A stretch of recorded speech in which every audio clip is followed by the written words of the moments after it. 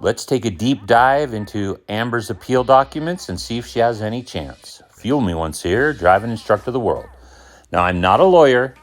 I am not a judge, obviously.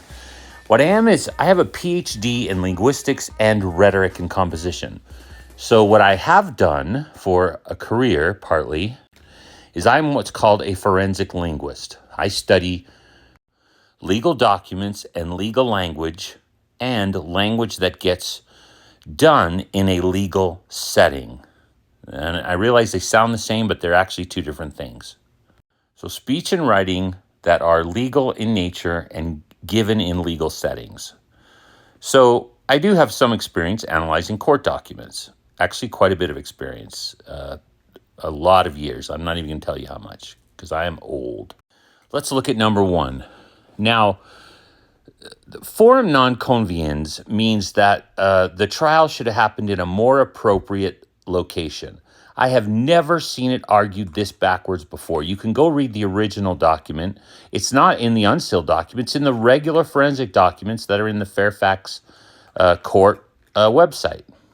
Usually, and I know this, by the way, this is going to take several videos, but I want to do a good job for you guys.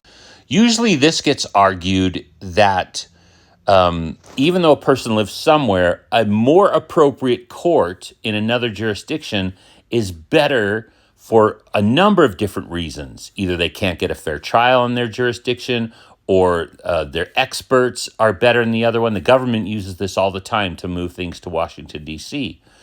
I have never heard it this backwards saying, well, it's because we live in California that we should do it in California. I have heard people make the case that says, well, it's easier for us, but never a non-conveniens argument, because it's not better just because it's more convenient to them.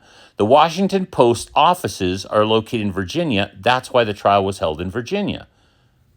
Amber also knows that she would have had a much easier time in California, where celebrity cases are a dime a dozen, and she would have easily probably gotten it thrown out of court. Sapiosexual truth seeker and I were talking about this today on her live earlier. So I got that idea from her. Okay, number two, the plea in bar. That means that this case should have been dismissed for special reasons.